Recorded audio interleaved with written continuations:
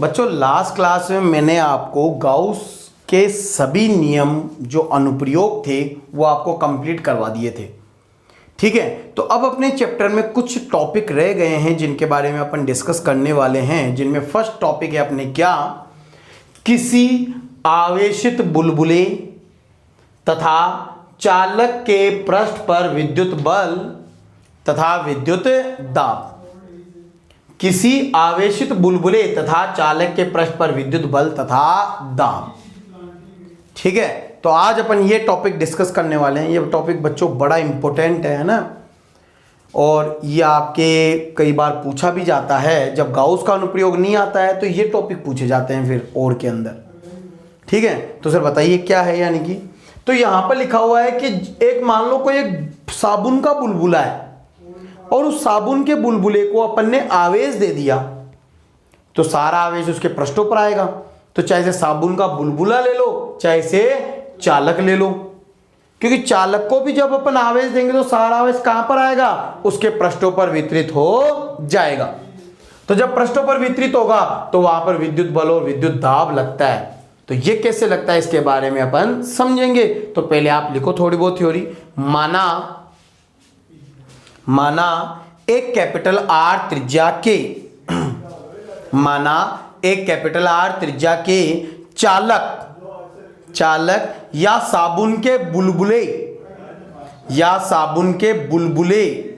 को plus capital Q आवेश दिया गया है, जो सतत रूप से उसके पृष्ठीय क्षेत्रफल में वितरित हो जाता है। तो पृष्ठीय आवेश घनत्व सिग्मा उत्पन्न हो जाता है। ठीक है, अब अगली लाइन में लिखना, किसी चालक गोले के पृष्ठ या साबुन के बुलबुले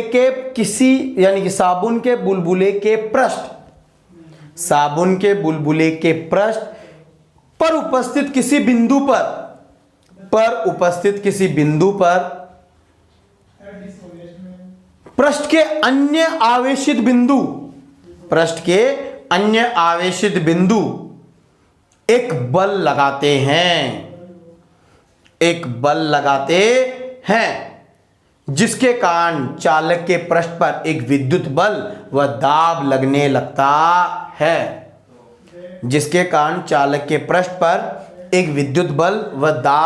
लगता है। तो अब नंबर 1 लगा के लिखो, विद्युत बल तथा विद्युत दाब की दिशा। सबसे पहले अपन विद्युत बल और विद्युत दाब की दिशा निकालेंगे। और बच्चों अपन को दिशा निकालनी है नहीं, क्योंकि अपन जानते हैं क्या, विद्युत क्षेत्र, विद्युत बल और विद्युत दाब सदैव पृष्ठ के लंबवत बाहर की ओर लगते हैं। ठीक है, तो लिखो विद्युत बल तथा विद्युत दाब सदैव पृष्ठ के लंबवत बाहर की ओर लगता है। ठीक है, तो ये बात हो गई अपने इसकी, लिख लिए। तो अब लिखो नंबर 2, विद्युत बल तथा विद्युत दाब के व्यंजक के लिए, विद्युत बल तथा विद्युत दाब के सूत्र के लिए, यानी परिमाण के लिए। ठीक है, तो बच्चों अब इधर ध्यान देना, मैंने क्या कहा आप आपको समझाते हैं। ठीक है, मान लो जैसे ये आपके कोई एक चालक गोला है, ये चालक गोला मान लो, या फिर एक आवेशित बुलबुला मान लो, जिसकी त्रिज्या है आपके कैपिटल आर। ठीक है, इसको आपने प्लस कैपिटल क्यू आवेश दिया। क्या दिया? प्लस कैपिटल क्यू आवेश, जो सारा आवेश इसके पृष्ठीय क्षेत्रफल पर वितरित हो जाएगा। होगा कि नहीं होगा? तो सारा आवेश इसके पृष्ठीय क्षेत्रफल पे आ गया, तो पृष्ठीय आवेश घनत्व क्या हो गया? सिग्मा हो गया। तो यहाँ पे पृष्ठीय आवेश घनत्व क्या हो गया? सिग्मा। ठीक है, तो तो इस पृष्ठ के ऊपर अपन एक छोटा सा पृष्ठीय अल्पांश एम एन, ये क्या है, एक पृष्ठीय अल्पांश, ये एक पृष्ठीय अल्पांश है जो डीए क्षेत्रफल का है। कितना, डीए, तो इस पे आवेश कितना होगा, डी क्यू बराबर सिग्मा इंटू डीए। तो ये एक पृष्ठीय क्षेत्रफल अल्पांश है डीए। एम एन कौन सा लिया है मैंने, एम एन, ये कैपिटल एम और ये कैपिटल एन ले लिया।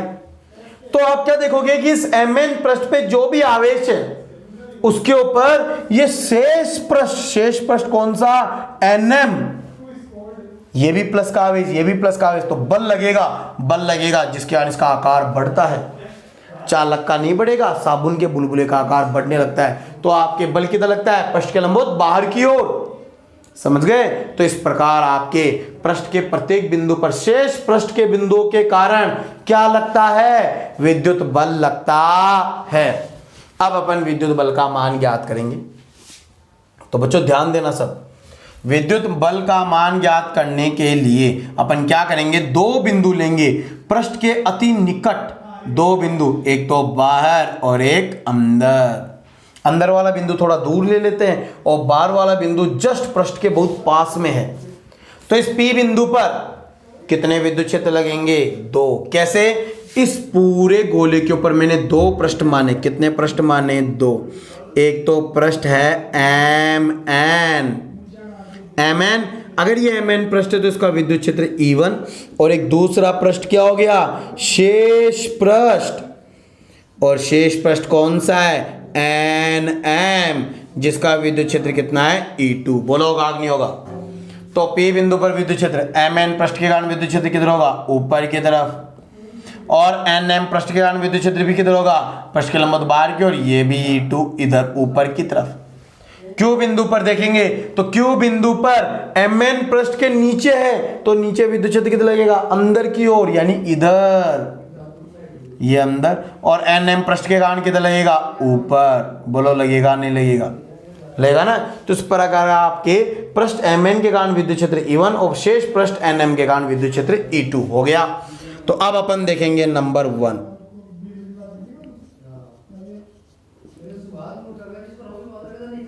बिंदु P पर। सर बिंदु P किसके पास में है, पृष्ठ के पास, और पृष्ठ पर विद्युत क्षेत्र कितना होता है, आप सभी को पता है, चालक गोले तथा साबुन के बुलबुले के पृष्ठ पर विद्युत क्षेत्र सिग्मा अपॉन एप्सिलॉन नॉट। और ये विद्युत क्षेत्र, दोनों विद्युत क्षेत्र समान दिशा में होने कारण दोनों के योग के बराबर, E1 प्लस E2। बोलो होगा कि नहीं होगा, ये समीकरण नंबर 1 होगा ना। इसी प्रकार अपन देखेंगे नंबर 2, किसके ऊपर, बिंदु Q पर।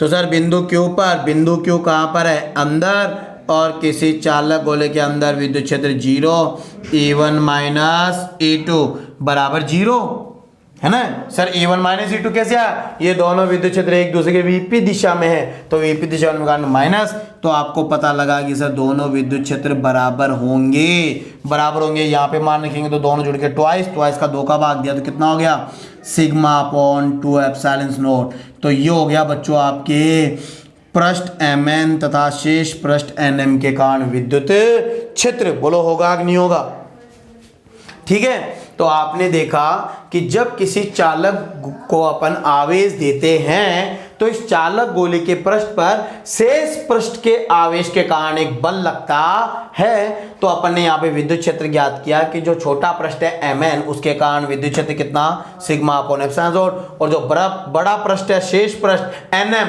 उसके कारण भी विद्युत क्षेत्र कितना, सिग्मा अपॉन एप्सिलॉन नॉट। तो आप देख रहे हो कि Mn पृष्ठ पर आवेश कितना है, dA, तो इस पे कौन बल लगाएगा, सॉरी इस पे आवेश है dq, तो इस पे बल कौन लगाएगा, इस पे ये शेष पृष्ठ बल लगाएगा। तो देखना बच्चों, तो Mn पृष्ठ पर शेष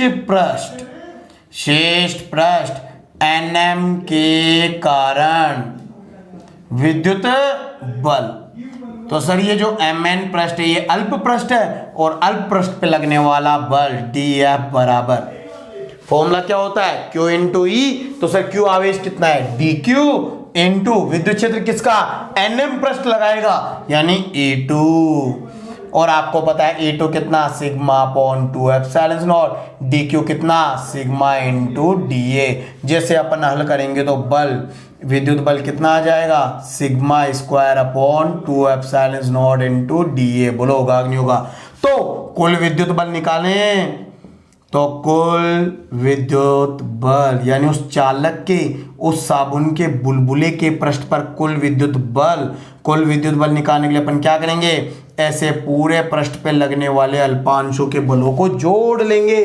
जब सारे पृष्ठों के बलों को जोड़ेंगे तो जोड़ में क्या आ जाएगा सर, ये तो नियत राशि sigma square upon 2 epsilon not बाहर, और ये क्या बन गया, ये बन गया उस बंद पृष्ठ का क्षेत्रफल। और वो बंद पृष्ठ अपन ने क्या माना है, एक चालक गोला या फिर साबुन का बुलबुला, और साबुन का बुलबुला और चालक का गोला गोलाकार आकृति होती है, तो उसके पृष्ठ पे लगने वाला विद्युत बल कितना होगा sigma square upon 2 epsilon not into 4 pi capital R square. यदि इसकी त्रिज्या कैपिटल R है तो इसका टोटल कुल क्षेत्रफल कितना होगा 4 पाई कैपिटल R स्क्वायर। तो इस प्रकार अपन किसी चालक गोले के या साबुन के बुलबुले पे लगने वाला कुल विद्युत बल ज्ञात कर सकते हैं।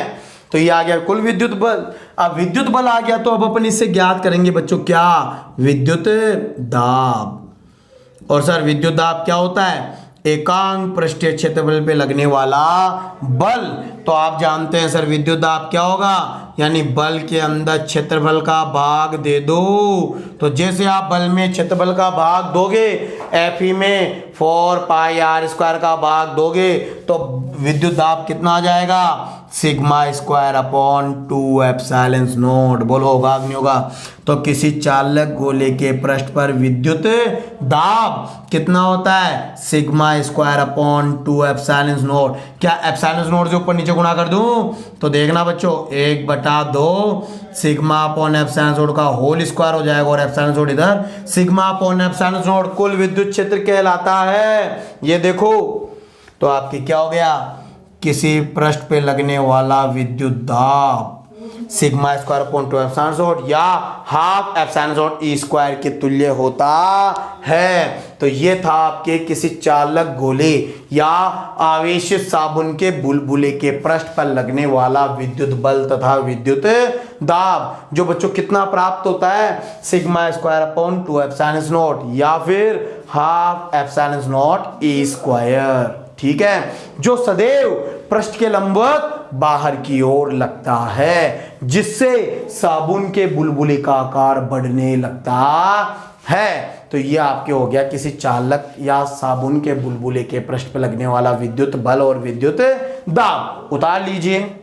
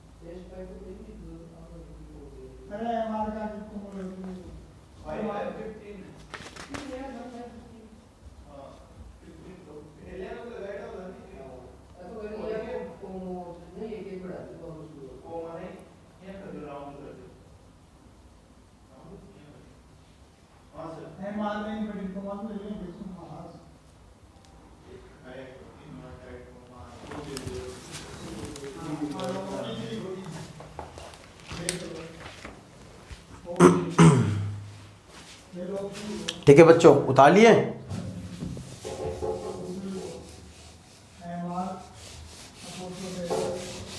तो आपने देखा कि जब अपन किसी आवेशित बुलबुले या चालक को जब अपन आवेश देते हैं तो इसके पृष्ठ के लंबवत बाहर की ओर एक विद्युत बल और दाब लगने लग जाता है। ठीक है, तो अब आपके अगली हेडिंग है, किसी आवेशित बुलबुले या चालक के किसी आवेशित बुलबुले या चालक के एकांक आयतन में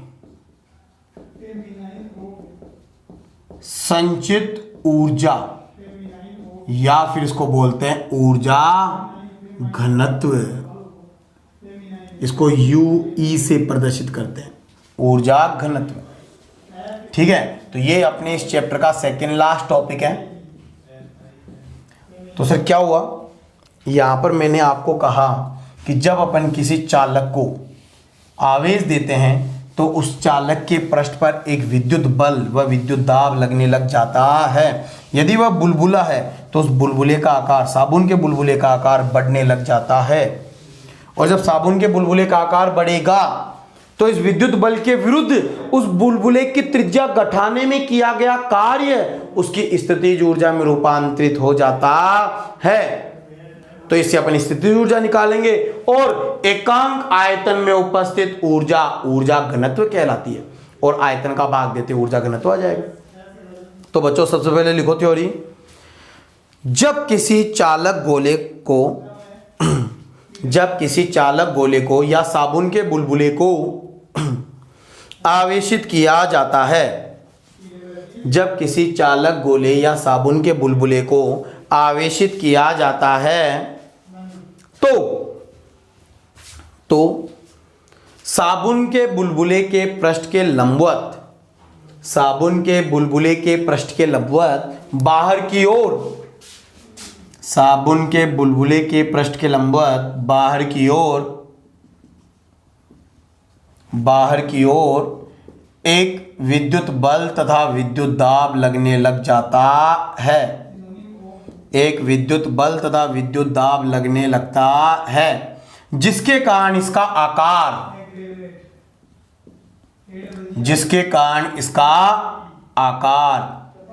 बढ़ने लगता है,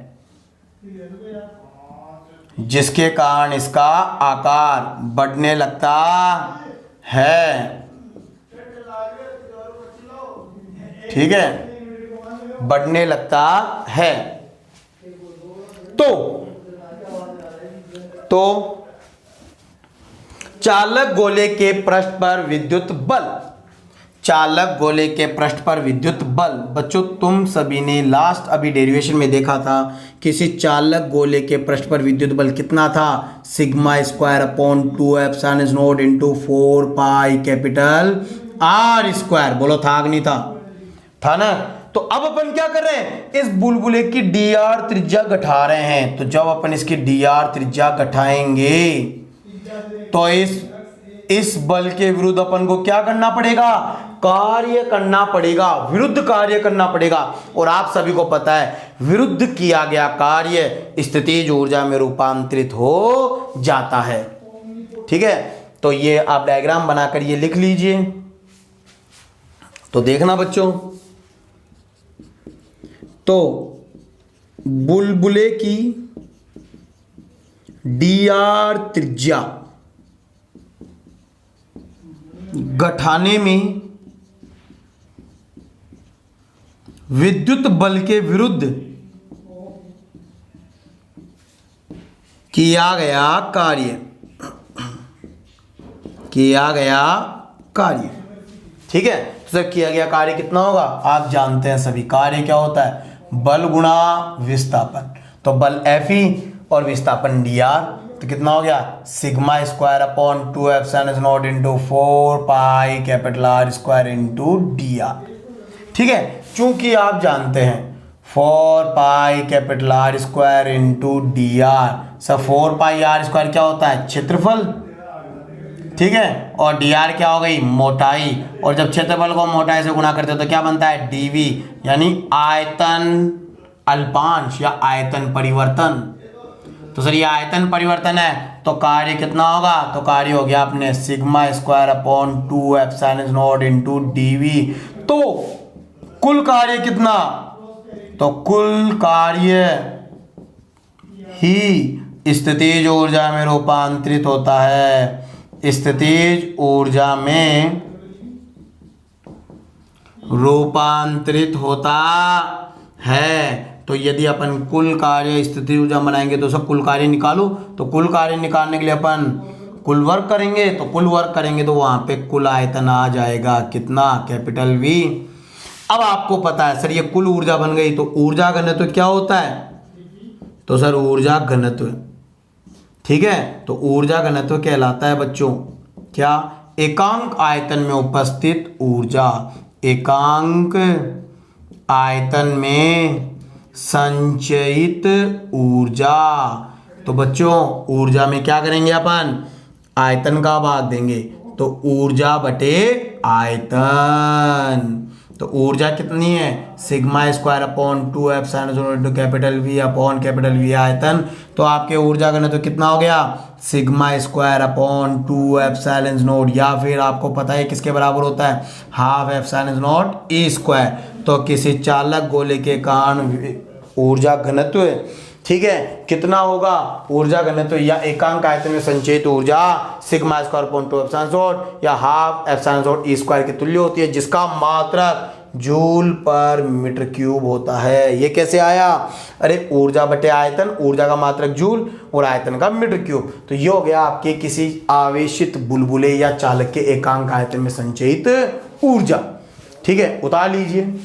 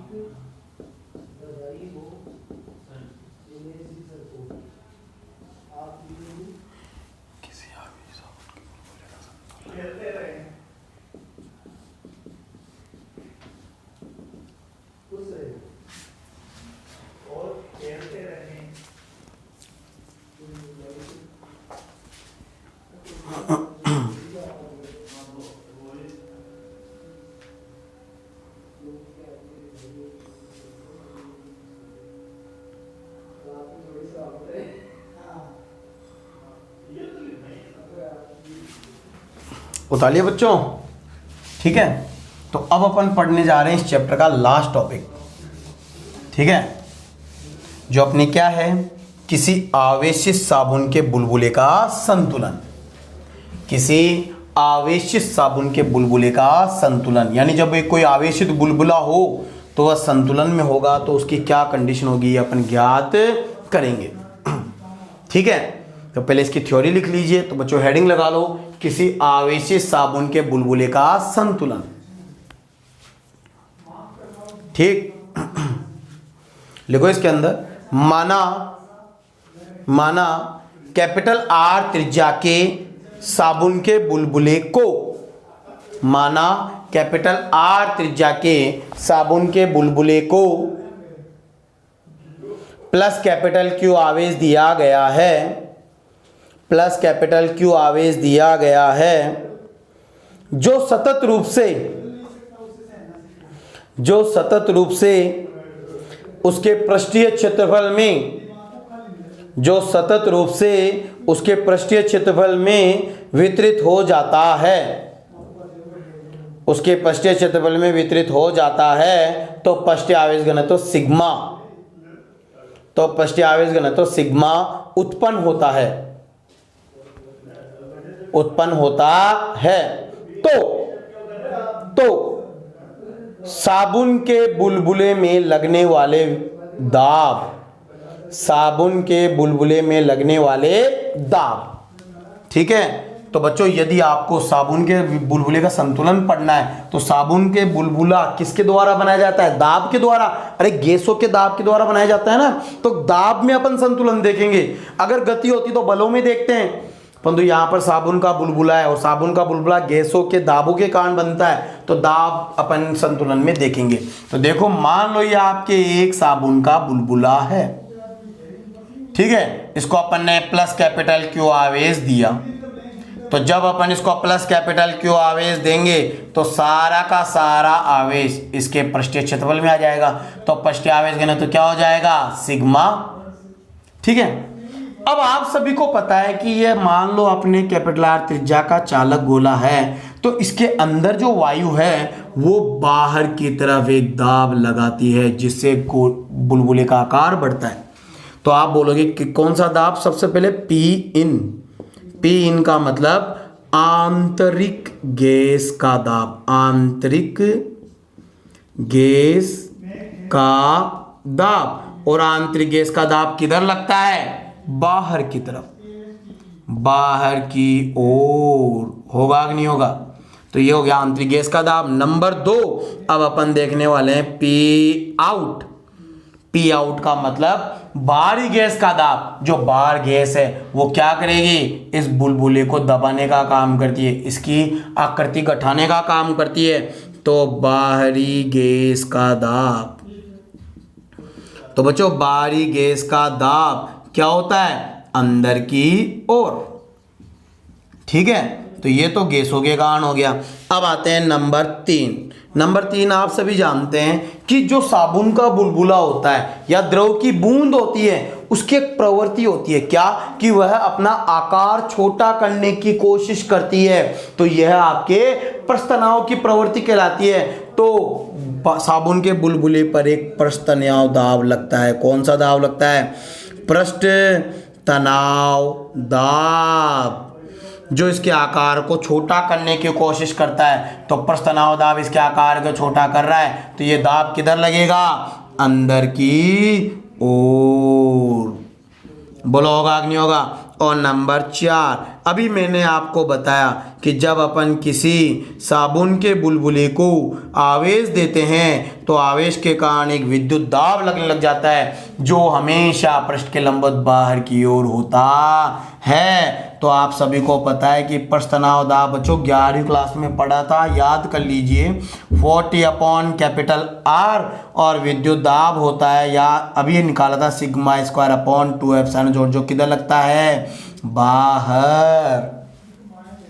तो अब अपन क्या बोलेंगे, संतुलना अवस्था में। तो सर संतुलनावस्था का मतलब क्या हुआ? संतुलनावस्था का मतलब हुआ कि अंदर की तरफ लगने वाले कुल दाब बराबर बाहर की तरफ लगने वाले कुल दाब। अंदर की तरफ कितने दाब लग रहे हैं? पीटी और पी आउट, यानी कि प्रस्तनाव दाब और बाहरी गैस का दाब बराबर किसके? पी इन और P E, P in plus P E. होगा कि नहीं होगा?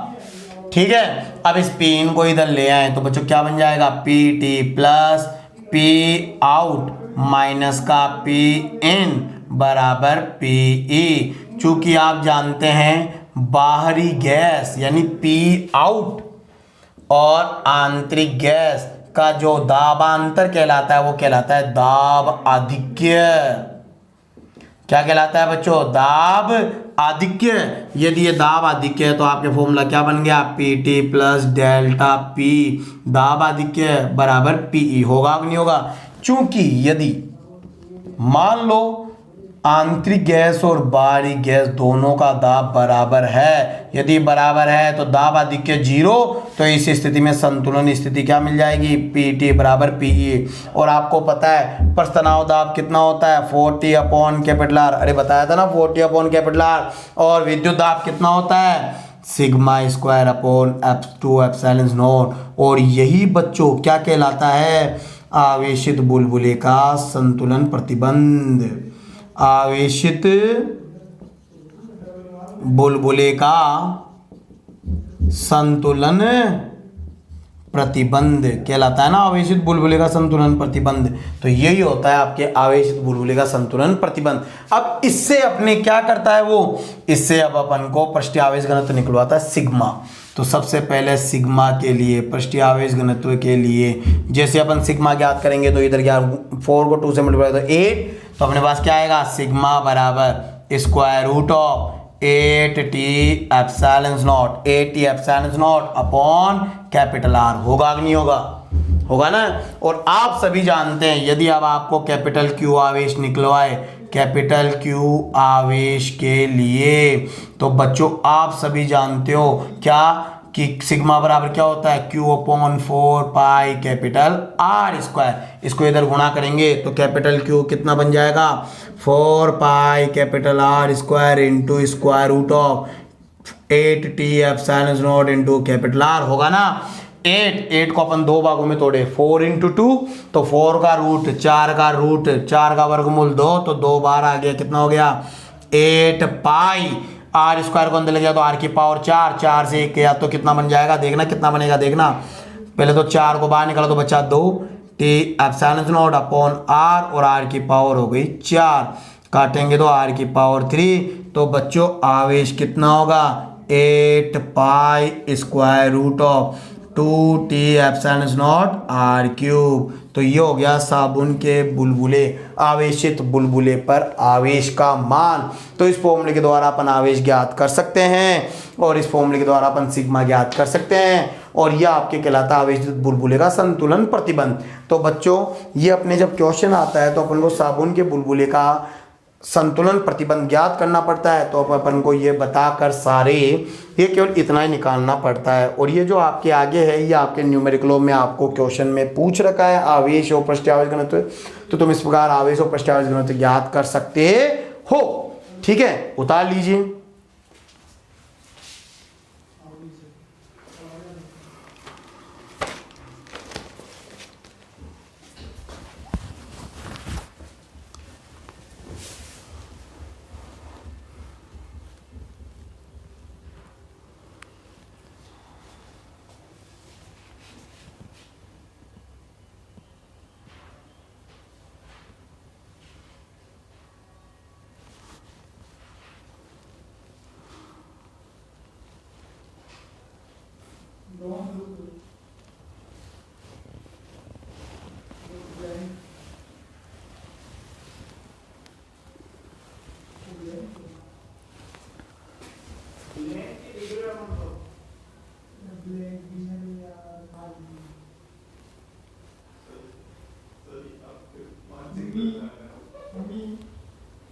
Like that. So, 4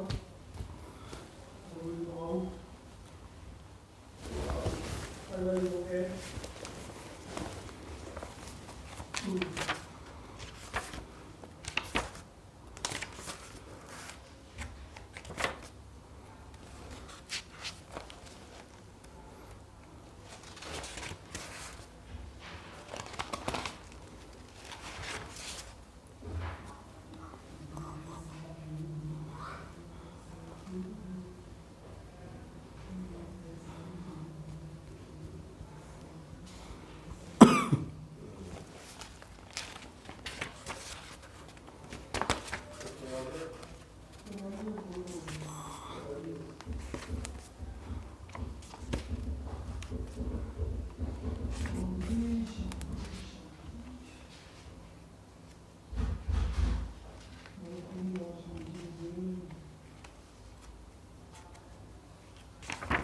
Mohan did not work.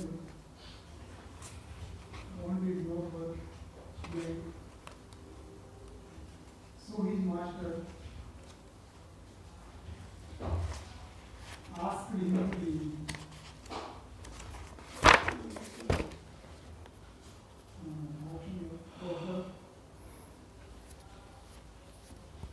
Otherwise, what I do,